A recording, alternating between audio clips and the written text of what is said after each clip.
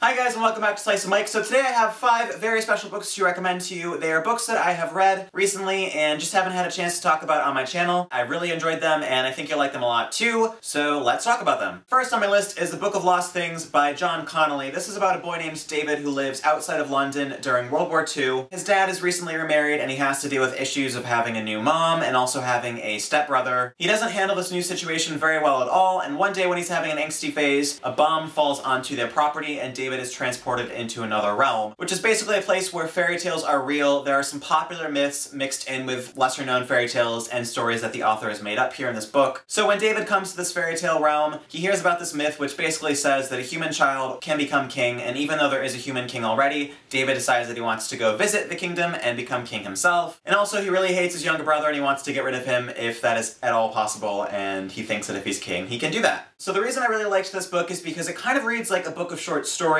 David meets different characters, and those situations play out mostly within those separate stories. He meets Snow White and the Seven Dwarves, although they're a bit different than you might think they would be. The writing is really good, the setting is very evocative of like this dark Germanic forest, and it's just a very rich setting, and also the character of David himself is relatable in that he has to deal with some issues which he isn't really mature enough to handle yet, but that's just kind of something you have to deal with in life and adjust to whatever life throws at you. I also enjoy this book because, let's face it, fairy tales are creepy, and I think a lot of times in modern culture they are romanticized and everybody is made just very wholesome and very lovey-dovey. That's not what you're gonna get in this book at all. This is a book about monsters and villains and wolves in the forest and the kind of the darker side of fairy tales, and that's why I really enjoyed it. Speaking of wolves, the next book is called St. Lucy's Home for Girls Raised by Wolves by Karen Russell. This is a relatively new author. Her first novel came out a few years ago. She's also published 2 collections of short stories. This is the first. In these stories, there are kids plagued by ghosts, there are kids who have sleeping disorders that lead them to have prophecies. Basically, I think the point of these stories is to present kids with outlandish scenarios and just show how even adults, even people who have lived on the earth for 50 or 60 years wouldn't be able to handle the amount of stress that these characters go through. Apart from the stories themselves just being really quirky pieces of fiction, the writing in this book is pure magic, and I highly recommend this author for anyone who's looking for words that you can get lost in because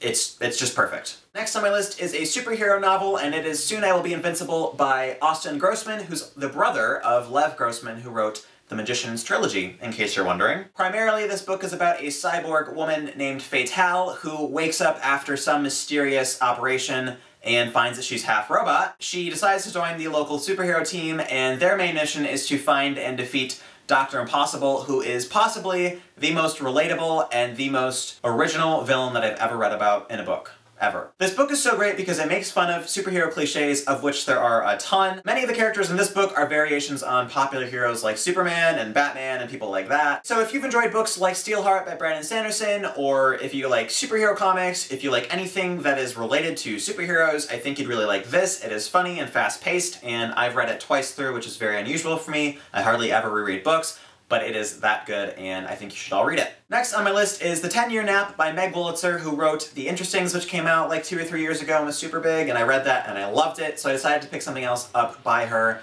and this is the first book that I came across. So this book is about 4 women living in New York City, and basically their lives suck. They have no idea how to cope with the stress from family and jobs and kids and all this other stuff that they have to deal with. I love this author because she is so good at creating relatable and very three-dimensional characters, and this book was similar to The Interstings in that it deals with growing up and losing sight of your dreams and having to deal with the reality of aging and not having enough money to do what you want to do and stuff like that. Meg Wolitzer's books are the very definition of bittersweet. There are good moments, there are bad moments, there are times when you want to gouge your eyes out because the stuff that's happening is just so depressing, but somehow in the end, you come away feeling really satisfied, even if you don't come away feeling happy, which is so fascinating, and that's why I love this author and everything she's ever written. The last book I have to recommend, I believe I've mentioned before, and this is The Signature of All Things by Elizabeth Gilbert. This tells the story of Alma, who is a young woman living at the turn of the 20th century.